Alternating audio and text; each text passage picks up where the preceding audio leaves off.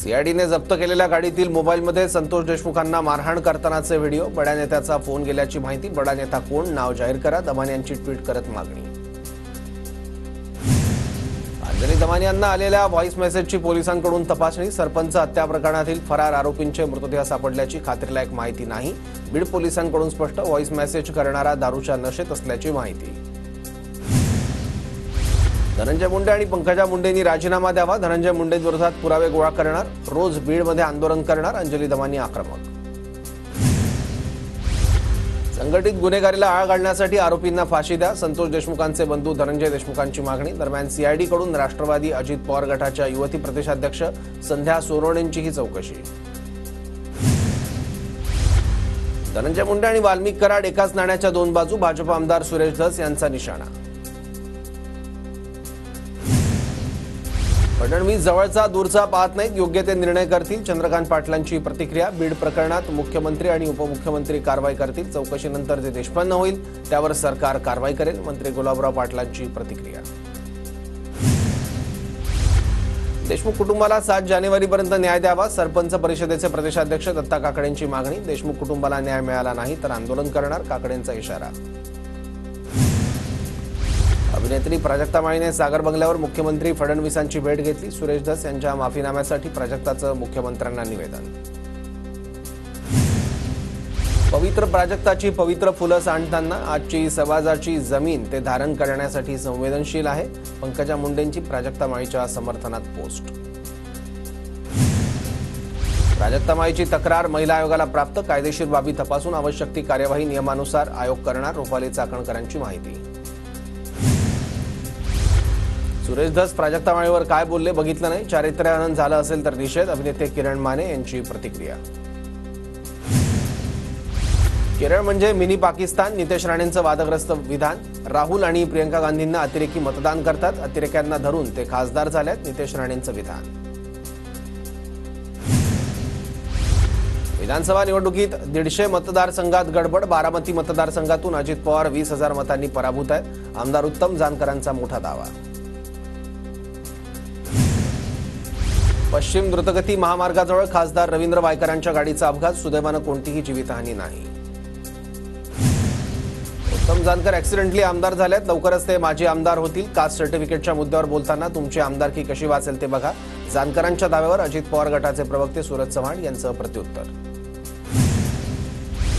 विधानसभा निवडणुकीत अजितदारांचे 12 तर एकनाथ शिंदेंचे 18 आमदार, भाजपचे 77 आणि महायुतीचे अपक्ष धरून 110 फक्त जागा आलेल्या आहेत, जानकर यांचा स्फोटक दावा।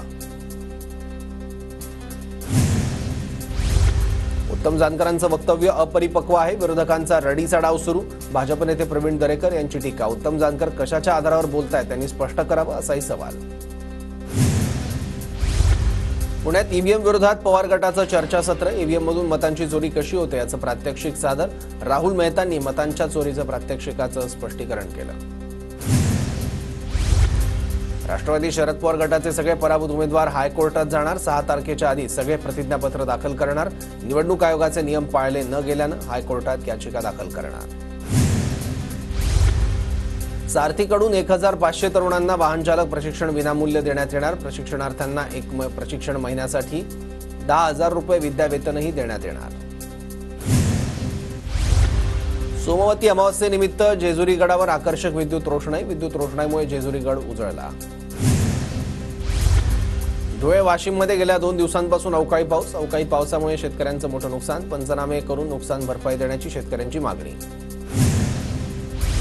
नंदुरबार जिल्ह्यात ढगाळ वातावरणाचा रब्बी हंगामाच्या पिकांना फटका, हरभरा, मका आणि रब्बी ज्वारीवर अळीचा प्रादुर्भाव। जळगावच्या ममुराबाद शिवारात शासकीय योजनेच्या पाईपलाईनला गळती, शेतात पाणी शिरल्यानं शेतकऱ्यांच्या पिकांचं मोठं नुकसान भरपाई देण्याची शेतकऱ्यांची मागणी। टोमॅटो, फ्लॉवर, कोबी, शेवगा, पावट्याच्या दरात घट, अन्य फळभाज्यांचे दर स्थिर असल्याची व्यापाऱ्यांची माहिती। धुळे कृषी उत्पन्न बाजार समितीत 1,000 कांद्याच्या पोत्यांची आवक, कांद्याला 200 रुपये क्विंटलपासून 2,300 रुपयांपर्यंत भाव, कांद्याला भाव वाढवून देण्याची शेतकऱ्यांची मागणी। अकोल्यातील गार्डन क्लबच्या पुष्प प्रदर्शनीला उत्स्फूर्त प्रतिसाद, प्रदर्शनात गुलाबाची फुलं आणि बोन्सायची झाडं सर्वांचं आकर्षण ठरली। नंदुरबारमध्ये शेतीसाठी दिवसा वीज पुरवठा देण्याची शेतकऱ्यांची मागणी. जंगली प्राण्यांचा धोका असल्यानं दिवसा वीज देण्याची शेतकऱ्यांची मागणी. धुळे महापालिकेकडून 75 एकरवर सोलार पार्कची उभारणी. आयुक्त अमिता दगडे पाटील यांची माहिती. अतिवृष्टीवर मात करत सांगलीच्या पलूस तालुक्यातील नागठाणे इथल्या निवृत्त सैनिक शेतकऱ्यांनी द्राक्षबाग वाचवली. काळ्या द्राक्षाला किलोला 137 रुपयांचा सरासरी भाव मिळणार, तर 2.25 एकरात 13 टन द्राक्ष उत्पादनाचा अंदाज. अवकाळी पावसामुळे धुळ्यात शेतकऱ्यांचं मोठं नुकसान. शिरपूर तालुक्यात सर्वाधिक 1241 हेक्टर क्षेत्र बाधित. त्वरित पंचनामे करून नुकसान भरपाई देण्याची मागणी. धुळ्यात सरकारी कार्यालयाकडेच लाखो रुपयांची वीज बिलांची थकबाकी. जिल्हा परिषदेकडे 1,78,000, जिल्हा रुग्णालयाकडे 30,73,000 रुपयांची थकबाकी.